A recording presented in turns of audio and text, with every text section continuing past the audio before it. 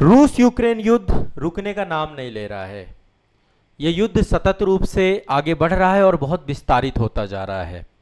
पीछे आप मैप देख रहे होंगे, ये यूक्रेन का मैप है और यहाँ पर जो कुछ क्षेत्र देख रहे हैं ये सब यूक्रेन के क्षेत्र हैं जिनको रूस ने कब्जा कर लिया है।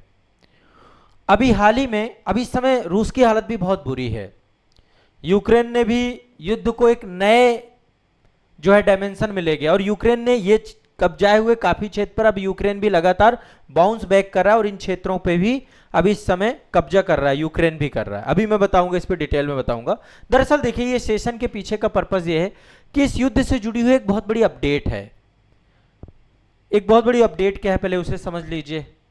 आप इनको सभी जानते हैं, भारत के पूर्व मुख्य न्यायाधीश हैं, DY चंचूड़ साहब हैं। रूस ने अभी इनको अपना मध्यस्थ चुना है, अपना मध्यस्थ नियुक्त किया। समझिए, भारत के मुख्य न्यायाधीश को रसिया जैसे देश ने अपना मध्यस्थ चुना है। यह एक भरोसा दिखाता है, विश्वास दिखाता है और ये दिखाता है एक डिप्लोमेटिक रिलेशन को। रसिया ने हमेशा भारत पे भरोसा किया है, तो भारत के मुख्य न्यायाधीश के ऊपर भरोसा किया गया। और किस बात पे किया गया, क्यों DY चंचूड़ को रूस को नियुक्त करना पड़ा, इस बात को समझिए।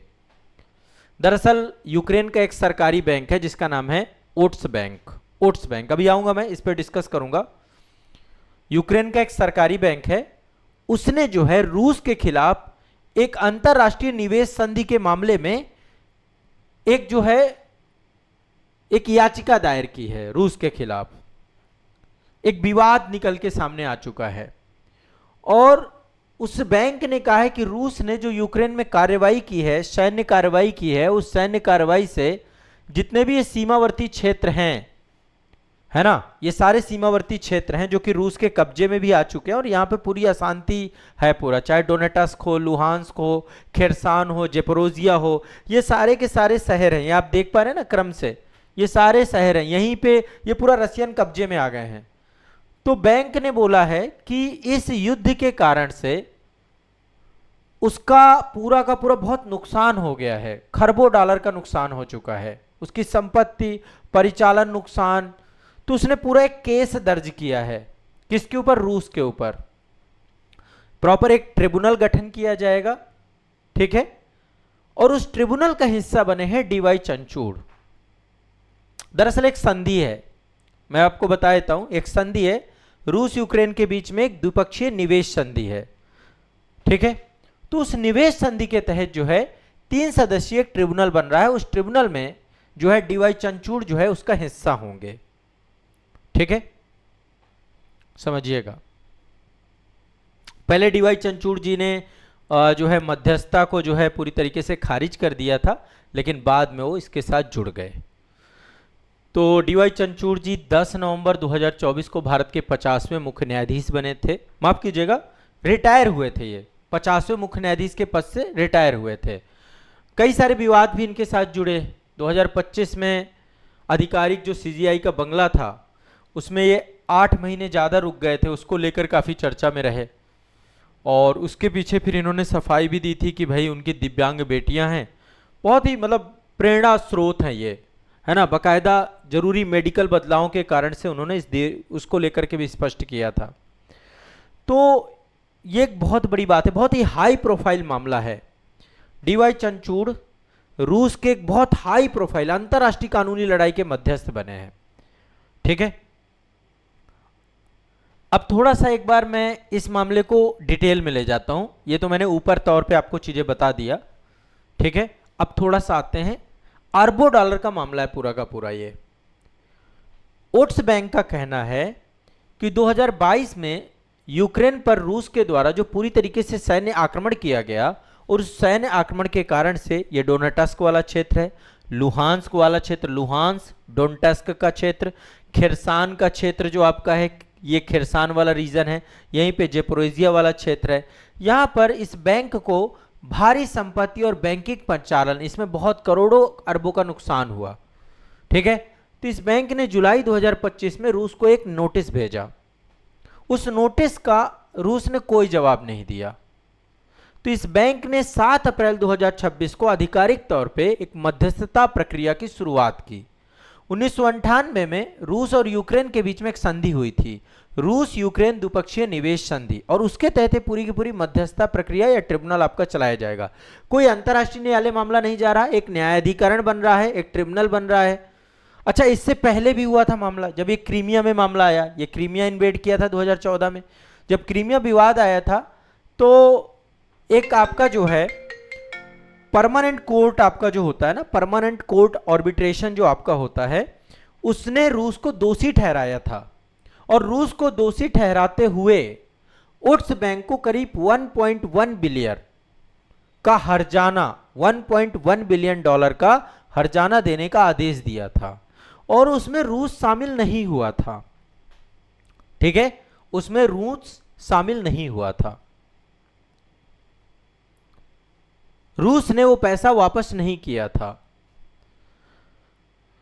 अगेन अब फिर से एक ट्रिब्यूनल बनाया जा रहा है। अब देखिए, अभी जो रूस और यूक्रेन का युद्ध चल रहा है अपने सबसे आक्रामक दौर से गुजर रहा है, सबसे विनाशकारी दौर से गुजर रहा है, हाईटेक ड्रोन वारफेयर में बदल चुका है, दोनों पक्षों के बीच में गतिरोध बन चुका है। दोनों ही पक्ष जो हैं इस समय जमीनी और रूसी सेना, मतलब रूस काफी थोड़ा सा इस समय बैकफुट में दिख रहा है। इस समय फ्रंट लाइन की स्थिति यूक्रेन की बन चुकी है, यूक्रेन ने पलटवार किया है।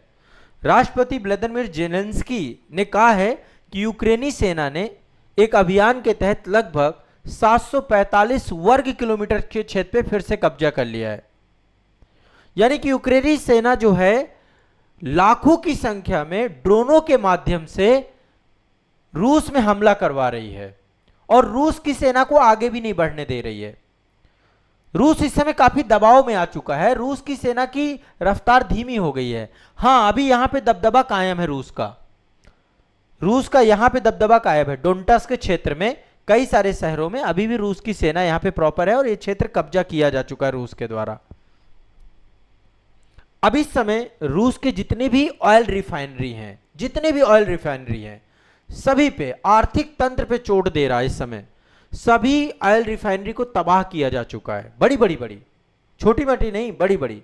ताता स्टेरोन एक जो है काफी बड़ी जो है आपकी तेल रिफाइनरी थी, उसको खत्म कर दिया, ओर्स को खत्म कर दिया। ठीक है, काला सागर में एक आपकी जो है बड़ी रिफाइनरी थी नोवोरिस्किन, वो उस रिफाइनरी को खत्म कर दिया।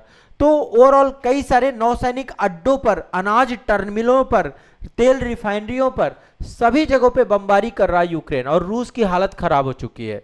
रूस की रिफाइनरी क्षमता जो, मतलब आप समझिए 40% तक प्रभावित हो गई, आधी रिफाइनरी क्षमता बची है, और रूस इस समय ईंधन संकट से गुजर रहा है। तभी तो भारत भी नहीं खरीद पा रहा, रूस बेचना तो चाह रहा लेकिन बेच ही नहीं पा रहा। रूस की हालत बहुत खराब हो गई है। रूस क्या कर रहा है? रूस यूक्रेन का पूरा एनर्जी पावर ग्रिड खराब कर रहा है, ऊर्जा खराब कर रहा है, एयर डिफेंस संकट आ चुका है ना, पूरा थर्मल पावर ग्रिड यहाँ का खराब हो चुका है। 80% बिजली ढांचा तबाह हो चुका है, यहाँ पे अब बिजली नहीं है, लोग अंधेरे में जी रहे हैं। कीव में, ओडेसा में, जेपोरेजिया में बैलिस्टिक मिसाइलों के द्वारा, गाइडेड बम के द्वारा, यूक्रेन के द्वारा यहाँ की पूरे एयर डिफेंस सिस्टम को खत्म कर दिया गया है। इंटरसेप्ट मिसाइलें लगातार जो है यहाँ पर, अब इनके पास अब देखो इनके पास क्या एयर डिफेंस सिस्टम बचे भी नहीं है। अमेरिका भी बहुत ज्यादा मदद नहीं कर रहा इनकी, ठीक है, नाटो की सेना है वो भी इतना ज्यादा, तो कहीं ना कहीं पे अब धीरे धीरे जो भी मिसाइलें वहां से आ रही हैं वो सारी मिसाइलें इनके क्षेत्रों को तबाह कर, 80% पावर प्लांट खत्म हो चुके हैं, और इस समय वो बिजली का संकट यहां पे आ चुका है। इसके अलावा उत्तर कोरिया आ चुका है, खड़ा हो चुका है इस युद्ध में। देखिए इस युद्ध में कई, मतलब ग्रुपबाजी हो चुकी है। एक तरफ इजराइल, अमेरिका और यूक्रेन हो चुके हैं, दूसरी तरफ जो है रसिया, ईरान के साथ भी युद्ध चल रहा है। रसिया ईरान के साथ आके खड़ा हो चुका है। उत्तर कोरिया रूस को समर्थन दे रहा है, उत्तर कोरिया रूस को समर्थन दे रहा है। उत्तर कोरिया बहुत सारी मिसाइलें दे रहा है, रूस में तैनात कर रहा है। लगभग 50,000 उत्तर कोरियाई सैनिक पहुंच चुके हैं रूस की मदद के लिए। उत्तर कोरिया आ चुका है इस समय, सोचिए किम जोंग यून वो पहुंच चुका है, और अभी तक लगभग 5 से 10 लाख सैनिक मारे गए हैं। समझिए, या तो घायल हुए हैं 10 लाख लोग, 10 लाख सैनिक हैं। आम आदमी की तो बात छोड़ ही दीजिए। समझिए रूस के सैनिकों की बहुत बुरी हालत हुई है, और यूक्रेन में भी लगभग 5 लाख के आसपास सैनिक रूस में यूक्रेन में भी हताहत हुए हैं। यूनाइटेड नेशन के मतलब बहुत सारे नागरिक 50-60 लाख लोग विस्थापित हो चुके हैं इस पूरे क्षेत्र में। त्रासदी आ चुकी है, यहाँ के लोगों की हालत बहुत खराब है और अभी शांति वार्ता जैसी स्थिति कुछ बनती हुई दिख नहीं रही है। जेलेंस्की युद्ध को समाप्त करने के पक्ष में नहीं है। अमेरिका नए प्रस्ताव जरूर भेज रहा है, लेकिन शांति वार्ताएं पूरी तरीके से रुकी हुई हैं, कोई शांति वार्ता नहीं हो रही है। यूक्रेन कह रहा है भैया पहले मैं पूरा क्षेत्र जीतूंगा जितना रसिया ने कब्जा लिया है। मॉस्को अपना हक जताता है पूरे क्षेत्र मेरे होंगे तब मैं शांति वार्ता की तरफ आगे बढ़ूंगा। तो अब इसी को लेकर यूक्रेन के एक सरकारी बैंक ने, अब सरकारी बैंक के कहने से अभी कुछ वैसे होगा नहीं, लेकिन मैं आपको ये चर्चा, क्योंकि ये हो सकता है सीधा आपसे एक क्वेश्चन पूछ ले, डीवाई चंद्रचूड़ को लेकर सीधा एक क्वेश्चन आ जाए कि अभी भारत के पूर्व मुख्य न्यायाधीश को कहाँ का जो है मध्यस्थ बनाया गया है, तो डीवाई चंद्रचूड़ जी को बनाया गया है। ठीक है, मामला कहाँ का है? रशिया का। ग्लोबल आर्बिट्रेशन रिव्यू की रिपोर्ट के अनुसार यूक्रेन के सरकारी स्वामित्व वाले बैंक ओट्स बैंक के द्वारा रूस के खिलाफ याचिका दायर की गई है और एक निवेश संधि विवाद है, इन्वेस्टमेंट ट्रीटी डिस्प्यूट को लेकर के मामला है। ठीक है, इसमें ओट्स बैंक के द्वारा कहा गया है कि लगभग उसके अरबों खरबों डॉलर जो है बर्बाद हो चुके हैं और 1998 की संधि को लेकर के ये पूरा मामला निकल के आया। 3 सदस्यीय ट्रिब्यूनल बनेगा। 3 सदस्य में एक तो आपके जस्टिस डीवाई चंद्रचूड़ है, रूस की तरफ से रिप्रेजेंटेटिव रहेंगे। एक आपके प्रोफेसर स्टॉवरोव्स होंगे। ठीक है, प्रोफेसर स्टॉवरोव्स ग्रीक मूल के हैं, इनको भी अंतर्राष्ट्रीय मध्यस्थ बनाया गया है। ये नेशनल यूनिवर्सिटी ऑफ सिंगापुर के जो है प्रोफेसर हैं और इनको यूक्रेन के ओट्स बैंक ने अपनी तरफ से रिप्रेजेंटेटिव बनाया है। रूस का रिप्रेजेंटेटिव डीवाई चंद्रचूड़ करेंगे। ठीक है, और एक कोस्टा रिका के पूर्व व्यापार मंत्री अनुभवी मध्यस्थ हैं जिनका नाम है दयाला जिमेनेज। ठीक है, दयाला जिमेनेज, इनको बनाया गया है। ये कोस्टा रिका के हैं आपके। ये ट्रिब्यूनल के अध्यक्ष हैं, प्रेसिडेंट बनाए गए हैं, आपसी सहमति से इनको प्रेसिडेंट बनाया गया है दयाला जिमेनेज को। तो 3 सदस्य हैं, ध्यान रखिएगा, क्वेश्चन देखो कुछ भी पूछ सकता है।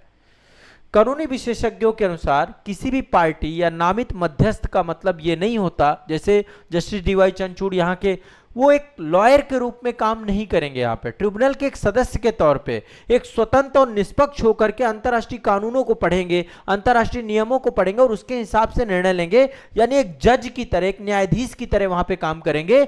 रूस के रिप्रेजेंटेटिव जरूर हैं लेकिन एक न्यायाधीश नहीं है ना, एक न्यूट्रल व्यक्ति को जो है यहाँ पर रखा गया है। ये बहुत ही योग्य है ना। भारत के सीजीआई जैसे पद पे कोई भी रहेगा तो योग्य होगा ही वहां पर। ठीक है, तो ये मामला आपको दिमाग में बैठा के रखना है। क्लियर है, स्पष्ट है?